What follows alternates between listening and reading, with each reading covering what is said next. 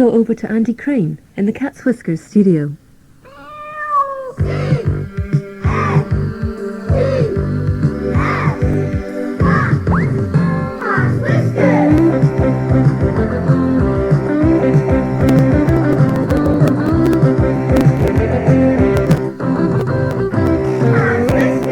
Hi, good evening, and welcome to the only way to spend the next half hour on a Sunday evening in the company, of course, of Cat's Whiskers.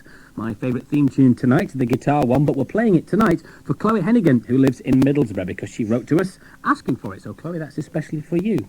Robert Morrison has written to me from Norwich as well. He says, I made a New Year's resolution to stop biting my nails, but I broke it the day after. Well, Robert, at least mine lasted a little longer than that. Tonight on the programme, I'm going to take a trip through a tropical rainforest, but I'm going to do it in central London. You can find out how later. And on the subject of jungles, Dr. Pete will be describing the various ways he has travelled through the jungles of Nepal, and Purwell and Dogsbody in a Where Is It tonight, not a whodunit, called The Search for the Star of McTwinkle. But first, on the subject of Purwell and Dogsbody, to the results of the Elephant Emerald Enigma. We wanted to know who stole the Elephant Emerald and how they were going to get it off the ship. Well, the answer was Dr. Niall Dundee. How do we know? Well, Captain Kipper said that Pollyanna the parrot only had to hear something once and she would repeat it constantly. Pollyanna never left Captain Kipper's office, so how then did she learn the expression jumping kangaroos unless Dr. Niall Dundee had been in there? Also, Dr. Niall said he had fractured his humerus, but his leg was bandaged. Now, you and I well know that the humerus is a bone in the arm, so he obviously wasn't a real doctor. And how was he going to get the Elephant Emerald off the ship? Well, what do you think was under the bandage on his leg? Well done if you got the answers right, but the first three out of the hat receiving detective kits are Ruth Cresswell from Sheffield, Tom Hill from Halifax, and Helen Marsland, wwho lives in Denton, to the three of you. Now, tonight's Where Is It? Not a whodunit. Purwell and Dogsbody in The Star of McTwinkle.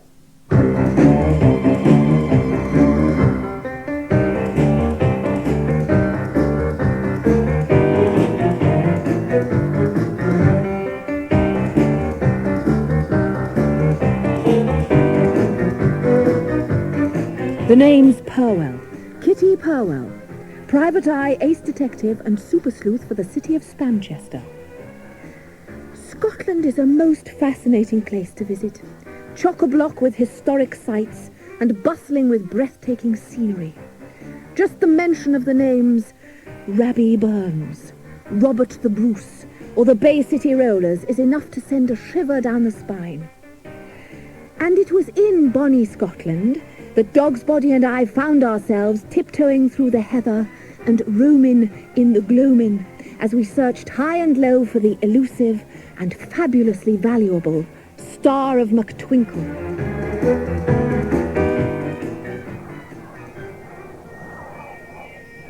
Here we are at last, old chap. The Castle McTwinkle. Phew, thank goodness for that. You don't know what it's like trying to ride a tandem with the breeze blowing up your kilts. Well, we're here now, and I can't wait to see my old mucker, Murray McTwinkle, the new Laird of Lonnydonnegan. I'll just ring the bell.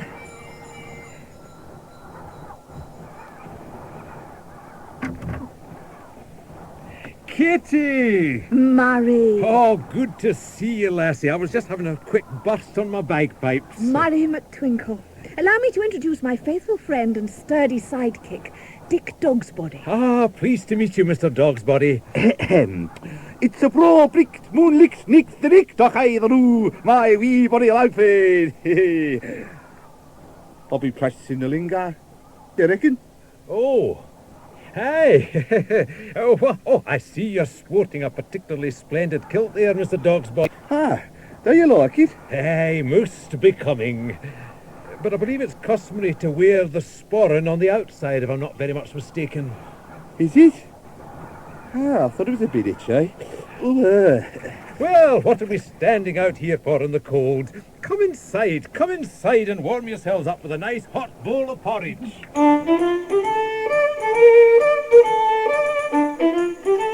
Yeah, this porridge is smashing, Mr. McTwinkle. You tuck in, Mr. Dogsbody. A strapping lad like yourself needs a hearty breakfast to keep up his strength. So, Murray, how does it feel to be the new lord of the manor? Or should I say, the Laird of Lonnie-Donegan. Oh, Kitty, if you only knew the half of it. My problems only just began when I inherited the Castle McTwinkle. You see, the McTwinkles were once one of the wealthiest families in the Highlands, but now, alas, the money's all spent, and I've got no option than to sell off the castle to pay my way. Oh, Murray, I thought you had a mint. Not any more, lassie. I'm stony broke, and that's a fact. The only thing that could save my bacon is if I could locate the legendary Star of McTwinkle. Somebody mentioned bacon. What is the Star of McTwinkle exactly? Oh, well, ancient stories tell of a priceless silver star, encrusted with precious rubies and diamonds. My old granddaddy's supposed to have hidden away somewhere in the castle, but I've searched and searched. Nothing. Not a sausage. Sausage? Ah, yes, please. It's hopeless. The star's lost forever, as sure as eggs is eggs. Eggs? Hold your horses, Murray. Don't be so hasty. You never know. With Dogsbody and me to help you, we may be able to find what you're looking for and save the castle. But the castle's enormous, and old Granddaddy McTwinkle was a dreadful old daft. He did everything backwards. Slept all day, got up at night, wore all his clothes back to front, walked backwards, talked backwards. The crazy old crackpot could have hidden the star anywhere. You know me, Murray. Never say die. If you can find the Star of McTwinkle, Kitty, I'll break open a bottle of my best champagne and drink you a wee toast. Toast? Yeah, I'll have the toast. Bacon, sausage, egg. Any chance of a bit of haggis on the side?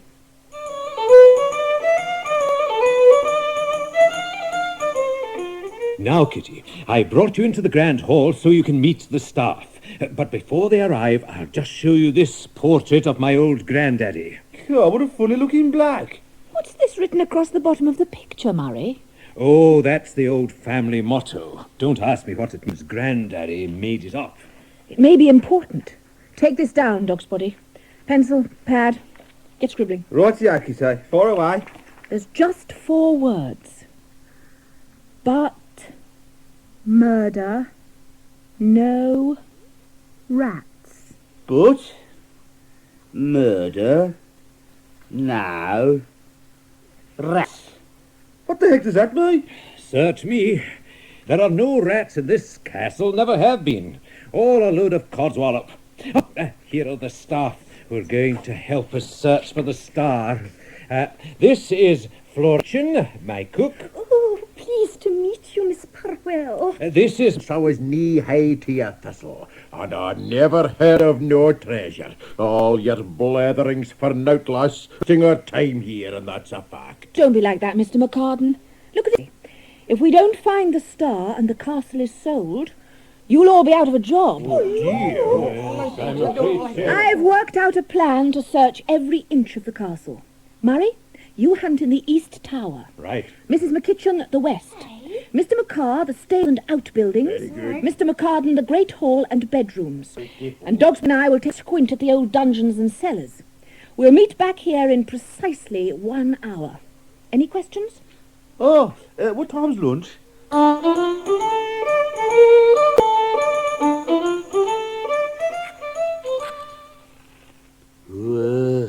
This place gives me the heebie-jeebies, Kitty.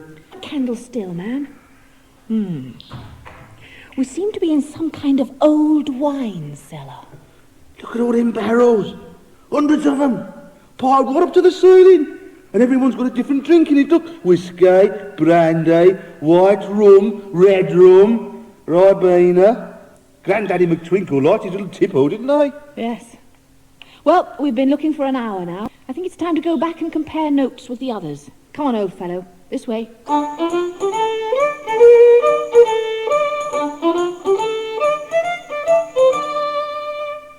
As I said before, a ridiculous waste of time. Oh, well, it was a brave try. All that remains now is to pack our bags and take the high road. Not so fast, my friends. There's no need to put up the castle for sale sign quite yet. What's that? I know exactly where the Star of McTwinkle is hidden. And if you care to step this way, I shall explain to you how I worked out its hiding place. Kitty, If I said it once, I've said it 1,000 times. You're brilliant, you are. Absolutely blaming McBrilliant.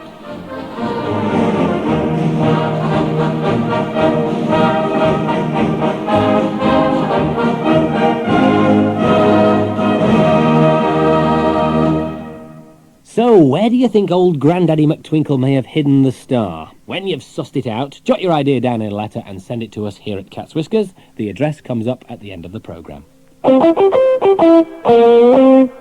Close your eyes for a moment. Where does this noise take you to? A jungle, perhaps? How about a tropical rainforest?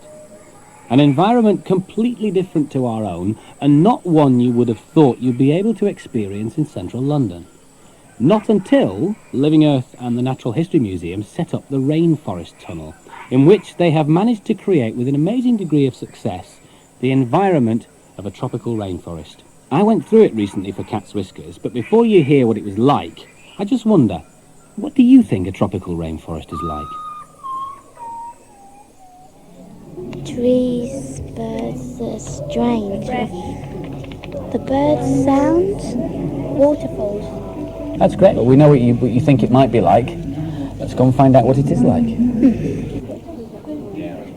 Welcome, boys and girls. In a few moments we'll be embarking on a journey to one of the most beautiful and mysterious places on planet Earth, the tropical rainforest, where over half the 30 million or so species of plants and animals on this planet have their home. It's where over half the world's rainfall is captured. It's where my people have lived for thousands upon thousands of years. So now the time has come for us to depart. This is the last call for passengers for the Rainforest Expedition flight.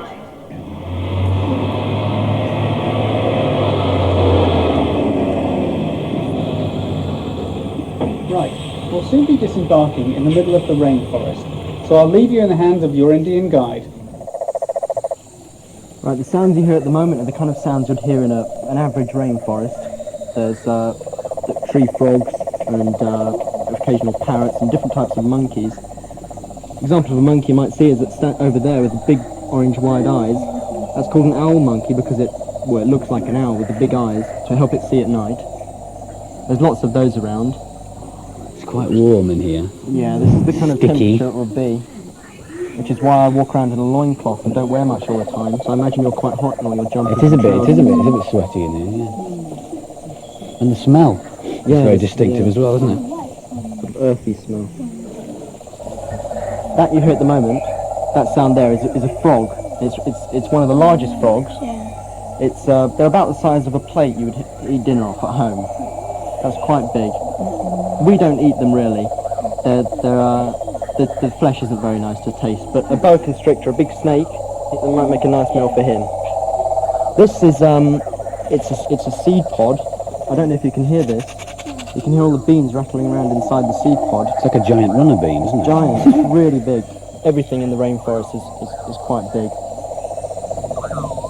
What would you say to people who are going in with bulldozers at the moment in the Amazon basin and things like that? We tried to tell them not to cut down the trees because we all depend on it, on the rainforest, and if it just gets cut down, then we'll die sooner or later. I feel like crawling under the bushes and going to sleep with the other insects. It really was a fascinating experience, and if you'd like to experience it for yourself, then, fingers crossed, there should be another tropical rainforest tunnel springing up soon at Kew Gardens in London. Time for this week's birthday list now, and last Sunday, the 25th, Caroline Leach from Hestbank in Lancaster celebrated her birthday, and she tells us that she got a guitar as a present and requests, can you please put the word guitar in the Purlitzer? Well, that shouldn't be too much of a problem. G-U-I-T-A-R.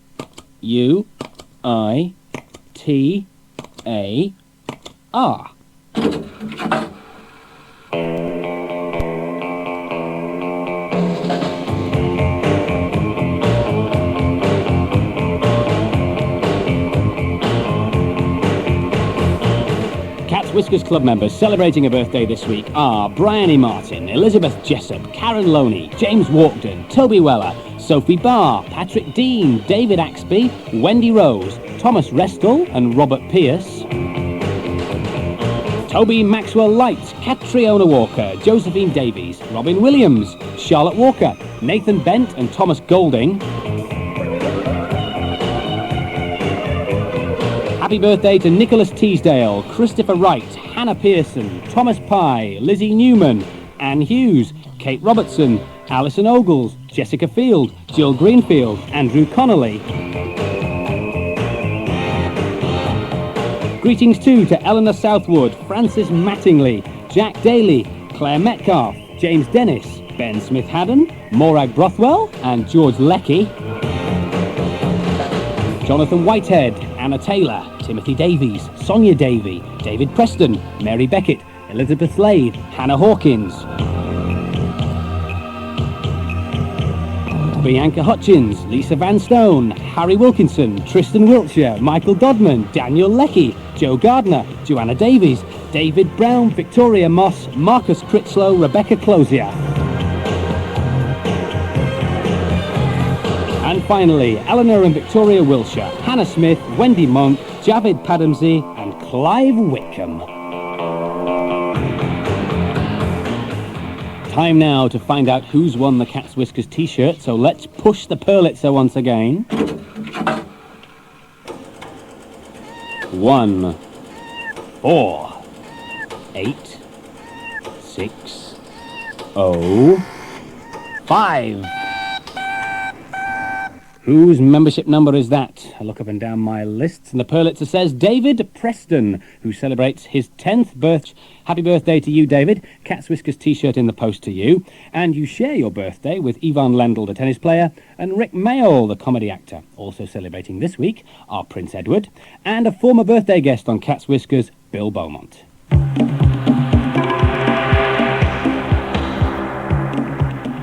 Now, you may remember last week Dr. Pete coming face to face with a wild tiger.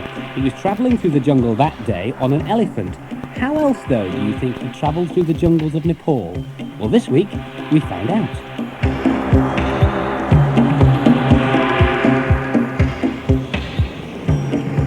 This is Dr. Pete speaking to you in Cat's Whiskers land from 33,000 feet above the Himalayas.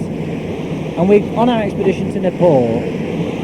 This is absolutely wonderful. The captain has told me I'm trapped in the cockpit, so I must stay here, strapped in with him and the co-pilot while we land. 100 feet. 30, 20, 10. This is just the most wonderful moment. We've landed in Kathmandu.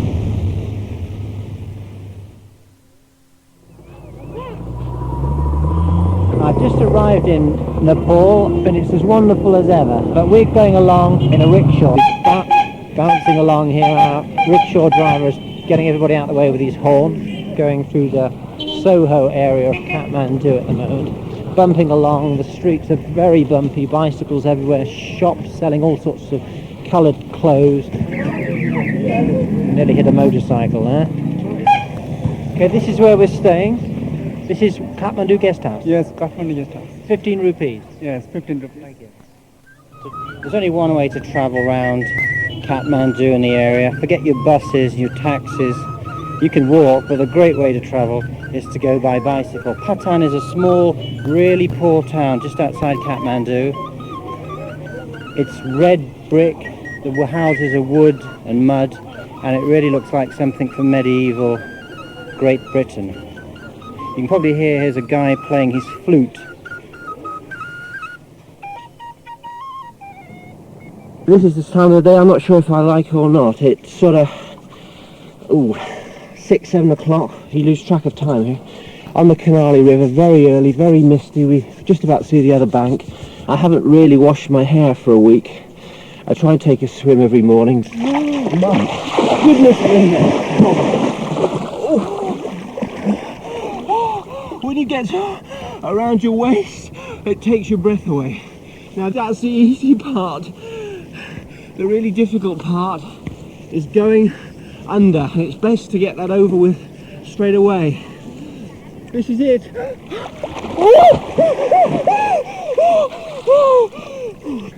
You've now got about 5 minutes before death strikes. as I lather my hair in the river here, it occurs to me in about the last week since I left my family in the UK, I've travelled a number of ways. Just splash a bit of water on, lather up. Well, I was on a train, got to the airport in London and took a plane, landed at Kathmandu, got on a bus, went round Kathmandu on a bicycle, got up one morning and had a rickshaw, and got on another bus. And then went to a river. When I got to the river, we pumped some rafts up and we rafted here into the jungle. I'm now going to have a little swim towards you. That's it for the morning. Takes your breath away. And when I get into the jungle, I'm going to ride on an elephant. And then I'm going to go home again.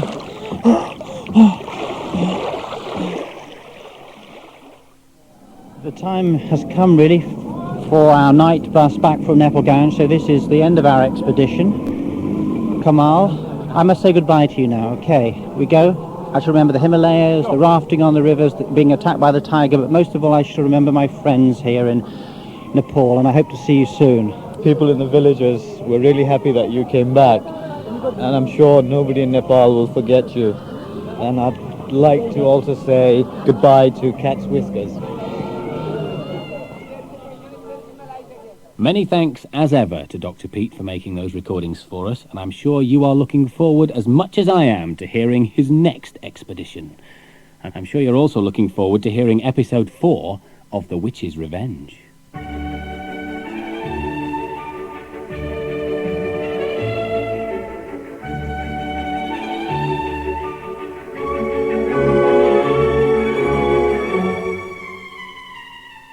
Philip has flown to Beaver Island to escape Oyen the Witch, but she has followed him there. All the animals have taken shelter in Beaver Towers while they await Oyen's next attack. But first, there is the matter of school. Quiet! Sit back there! Register. This is Mr. Stripe, our teacher. Badgers are ever so clever. The Squirrel Twins. Nick Hedgehog. Here, Mr. Stripe. Good. Don't scratch like that, Nick Hedgehog. Sorry, sir. Baby B. Yes, sir. Our first lesson this morning. Please, will be... Mr. Stripe. What? You haven't read out Flippip's name. He's my best friend. Ah, most irregular. Very well. Flippip. Here, and it's Philip, sir. Yeah. First lesson, tracks. Page 53 in your blue book. Who knows number 1? Harry Rabbit. It's a fox, Mr. Stripe. Well done. Number 2, Philip. Well, you see, I don't know anything about tracks. Oh, doesn't know anything about... Answer the question, if you please. It's true. Flippip does moths and grography. I don't see what's so funny. Seems an odd sort of school that doesn't do tracks. Well, we'll move on to smells. I'd get your mother to change your school if I was you, Philip. I was doing tracks when I was half your age. Are you busy, Grandpa Edgar? Come in. Just polishing up some of my spells. Might come in handy with Oyen on the prowl. Oh, not that I'm any match for her. We've just been to school. Mr. Stripe shouted at Flippip. My smells were worse than my tracks. I felt a real dunce. I bet you read and write very well. Better than Mr. Stripe, even. And Flippip is doing a map. He means a map of the island. Ah. I thought it would help us against Oyen. A map? Yes, that's a splendid idea. You must start it at once. The problem is, I've only seen one part of the island. We want to fly over the island on the magic kite, Grandpa. With Oyen on the loose? Oh, no. It wouldn't take us long. It's much too dangerous. And we do need a Mac. You said so. The birds said they'd warn us when Oyen is coming. A quick flight, Grandpa Edgar, please. Then I'll start to draw everything we see. I'll hold on to the cross member, and you get on my shoulder, Baby B. Oh, I'm so excited. Now, hold on tight. And remember, a half hour. Any sign of danger, you head back here. Have you got it? Got it. Ready, partner? Ships away!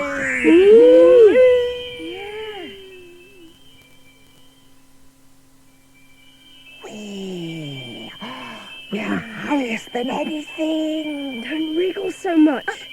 There's the river and the rabbit's house. Must remember that. Oh, and look at those waves. The sea's very long, isn't it? Yeah. I didn't know that. Hey, what's that? Coming up from the island over there. It's like a swarm of insects. It's a lot of birds. They've come to play. There are hundreds, and they're frightened. It's the alarm. Ian's coming. Oh, I'm scared, Flip-It. Just hold on. No knots around my head. I can't see anything. Oh, what a din! Where are they going? Going back down, where we should be. Kite, back to Beaver Towers, please. Kite, home, please. Seems to want to stay up here, baby bee. Oh, no. What is it? There! A big bird! Look at the size of its wings.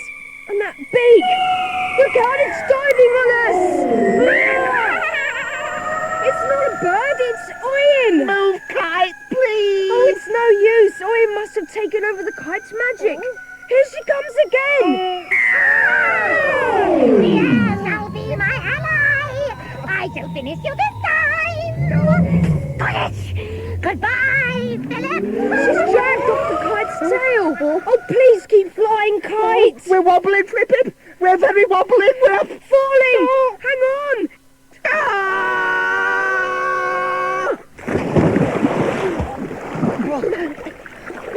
A river. At least it was a soft landing. Stop splashing, you silly beaver. And let me hold on to this root for a minute. Shh. Ian. Where are you? I know you landed here. Come out, you awful boy. And bring that water rat with you. Did you hear what she said? She's on that branch above us. The ferns must be hiding us. Down. Get down. We must get away from here, but how? We'll swim under the water. That's easy for you to say. Hold on to my back legs. I'll tell you. Just remember, I need more air than you. Ready? Deep breath. Go.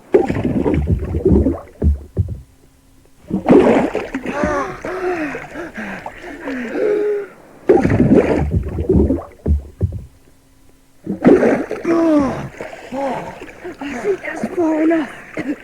Let's get onto the bank. Come on, we can't stay here.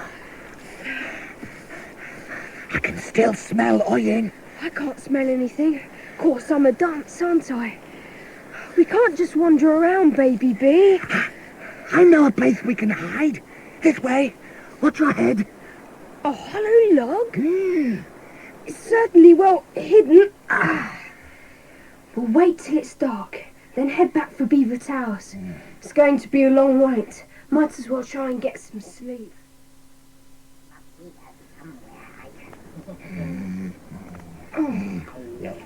Wake up, baby bee. Wake up. Wake up. What? Ian is back. When she moves away, we'll head for home. Flip-It. Shouldn't it be dark by now? It is dark. Not at my end of the log, it isn't. And what's that smell? Ah, the forest is on fire. First the earth, then the air. This time, fire! Burn, trees, burn. This will destroy you, boy. Burn, bushes, burn. She's starting fires everywhere. All around us, baby bee. Look, we're trapped.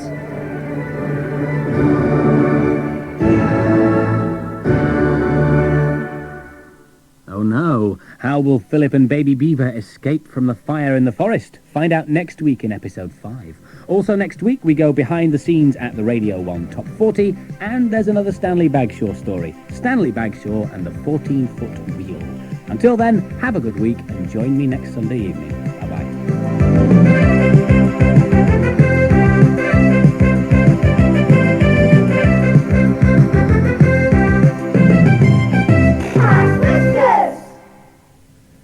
And the Cat's Whiskers address is Cat's Whiskers, P.O. Box 40, Manchester M60 1FR. In a moment, Bookshelf. Then it's 8:02. There's the last of the current series of Radio 4